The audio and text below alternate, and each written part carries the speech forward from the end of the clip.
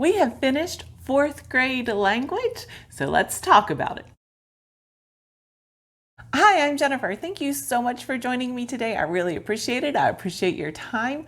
On this channel, we talk about all things homeschool. And right now we are in a season where we are finishing up 4th grade curriculum. So I'm doing a series of videos on the different subjects that we've had and what we liked about them, what we didn't like about them, and everything in between. So today I'm going to focus on the grammar portion of language arts. Now I've tried to record this video a few times where I was doing all of language arts in one video, and it didn't gel, it just didn't work. So I'm going to separate this into 2 videos for language arts. We're going to do video number 1, which is truly just focusing on the grammar portion of language arts, and then video number 2, which is where we talk about all the other portions of language, like spelling, poetry, reading, etc. So look for another video coming up on that. If that's something that interests you, then please make sure that you hit the subscribe button and the bell, because the bell will indicate when new videos are coming out. And I'm planning on that second language arts video to be coming out in the next couple of weeks. I will go ahead and link up here the video for our America's Story 1 history. That tells you what we liked and didn't really like about that curriculum and how we utilized it. And then, as I mentioned, we're going to be flowing through the rest of the subjects, science, math, etc. So those will be coming out in the next few weeks. So first of all, let's just talk about language today. So we had ABEKA for our grammar portion of language. Now, I did not use ABEKA for most of the other portions within the language arts curriculum. I did purchase it, so we originally started with ABEKA, and then we switched out pretty quickly to other pieces, but we did use it for grammar. So I have the teacher's manual, we have the workbook, the teacher's answer key for the workbook. We also have the tests and quizzes, answer key. I have the language charts, and then the oral language exercises. Let's start by talking about the teacher's manual. ABEKA Language Arts lesson plans is very all-inclusive. So as you can see, you have your general information, then language, reading, penmanship, spelling, vocabulary, and poetry. So the lesson plans for all of them are in this one book. So just your general contents, then the philosophy for ABEKA, parent information, and this gives you the suggested daily schedule for what ABEKA sees as a normal day and how many minutes per day. So this shows you the comparison between kindergarten, grade 2, and grade 4.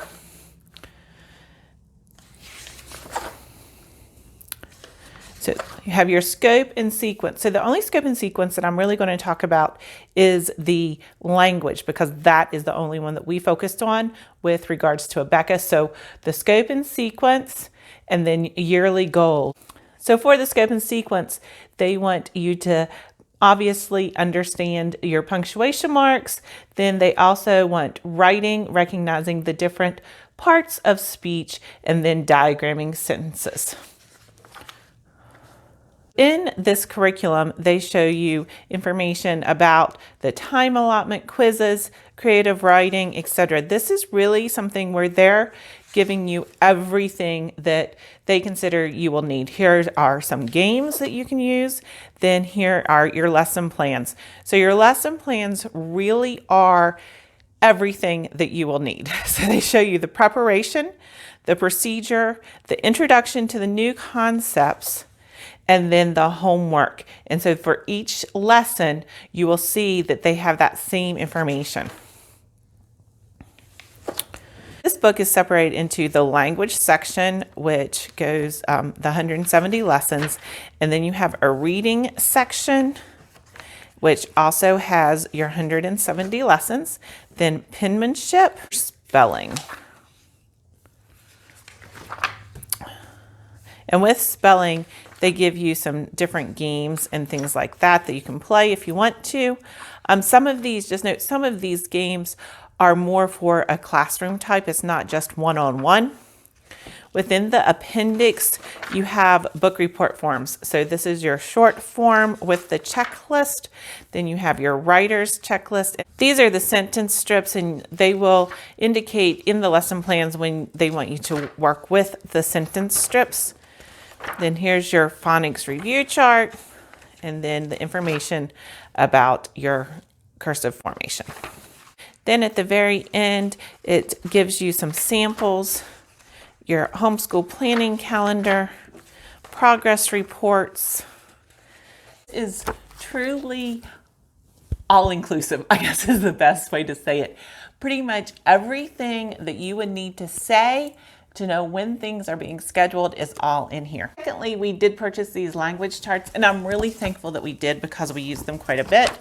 It has linking verbs and then prepositions, personal pronouns,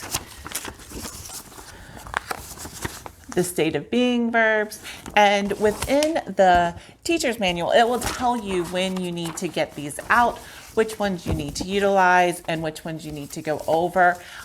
If I had more wall space, I would have probably laminated these and put them up on the walls, but I just ended up literally holding them up and we went over them. Next, they have this oral language exercises.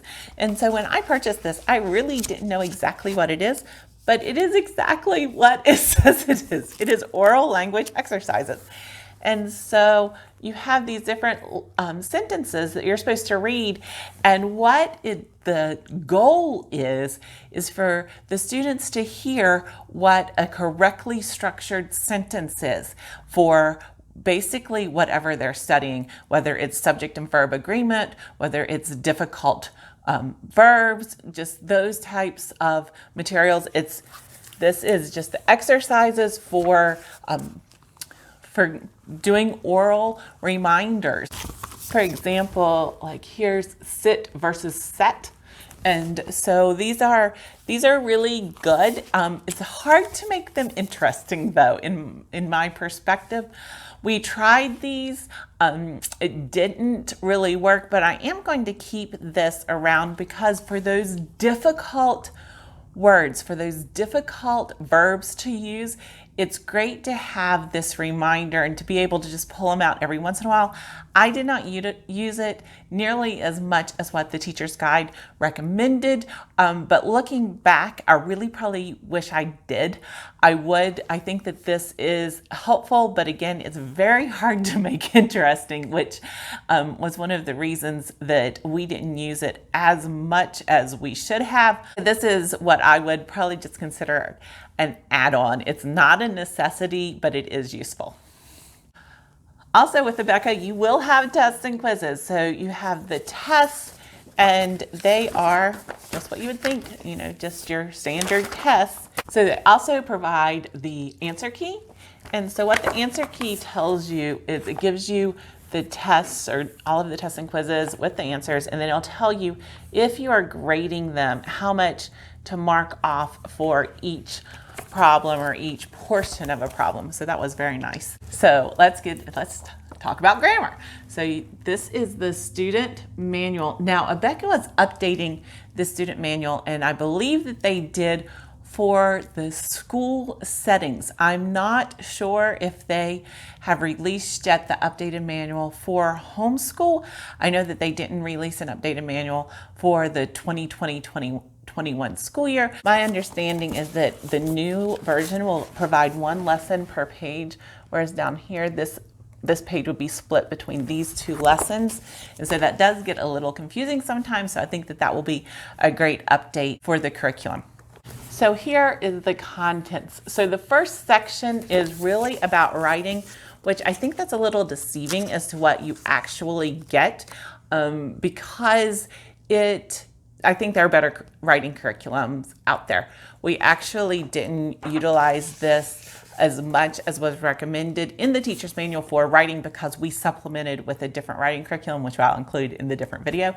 But part 2 is discovering order in language. So this is all about your parts of speech, which ABEKA does a great job on the parts of speech.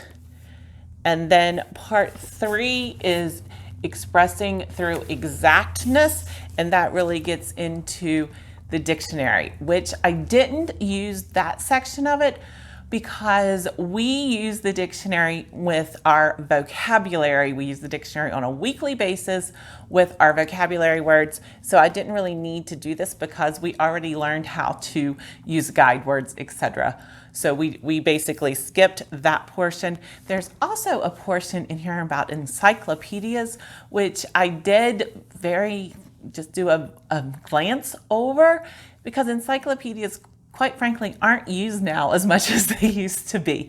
So I do think it's important to just be able to know what an encyclopedia is, know how to use it, but we didn't spend a huge amount of time on it. Now, also on here is using words correctly. So this is what's getting into those troublesome verbs for sit and set, lie and lay, etc. And so they do address that in this curriculum as well. And then finally, there is the review. So for the lessons, you'll see these blue boxes, and that really gives you the information for the lesson. Then you have your thinks, and that is your practice on what you have just read about, what you've just learned, the concepts you've just learned. They also have sections that are called remember, and that is really where your spiral approach gets into it. And so that reminds you of the concepts that you've done earlier. I highly recommend getting this answer key. It is wonderful. So what it does is it shows you the pages from the student's book and gives you the answers. So you have the pages which you can just walk through with the students, which is very nice, teaching the concepts, talking about them. Then you also have the answers, which is, for me, was a great addition. ABEKA teaches you to diagram sentences.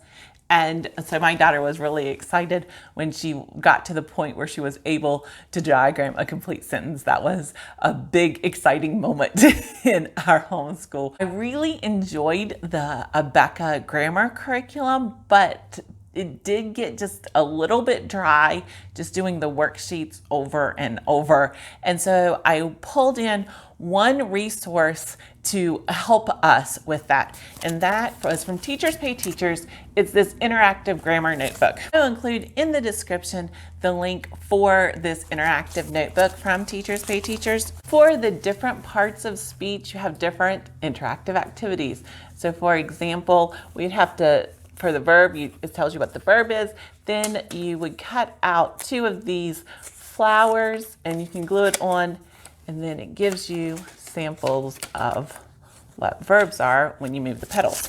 For adverbs, it would give you different words, and you'd have to put in the envelopes whether it answered the question when, how, where, etc. For prepositions, it would give you different prepositions to cut out, and then you would look at pictures and glue under each of the prepositions the picture that is illustrating what that word is. So this was just a fun activity to do more hands-on and not have it be solely just the worksheets in the grammar portion of our language arts. Overall, we really enjoyed the grammar portion of the language arts from ABEKA. The spiral approach, it does include test quizzes.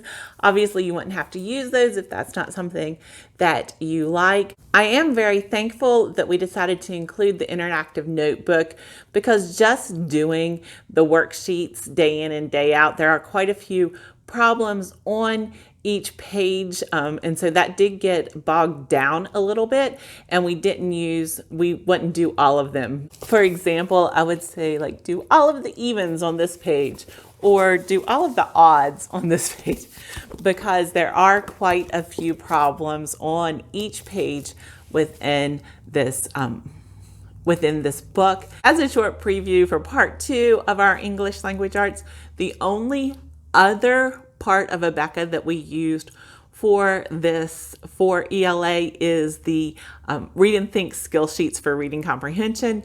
For the rest of ELA, we chose different materials. So that will be coming up again in another video, probably in a couple of weeks. Right now we are determining what to use for 5th grade. So if you have a 5th grader or have had a 5th grader, please leave in the comments below and let me know what curriculum you used for English language arts in 5th grade, how it worked out, what you liked, what you didn't like, because I am currently on the hunt for 5th grade English language arts curriculum. And ABEKA Grammar is definitely something I'm considering. I liked it. We enjoyed it. I do think a little bit of it is dated, but I do enjoy it. It is a Christian-based curriculum. So many of the sentences throughout the curriculum bring in Bible stories. They focus on character. Really did like that part of it. The thing about ABEKA is you kind of know what you're going to get. That you will get worksheets. You will get materials that you're going over and over again. And for grammar, it's something that was definitely beneficial to my daughter. I hope that this video has been informative for you. If this is the type of videos that you enjoy, please give us a thumbs up and we will continue to make them. I appreciate your time. I appreciate the feedback. I hope that you have a great day, and don't forget to click subscribe and the bell so that you'll be notified when the next English language arts video comes out, as well as all of the other curriculum reviews for what we had in 4th grade. Have a great day.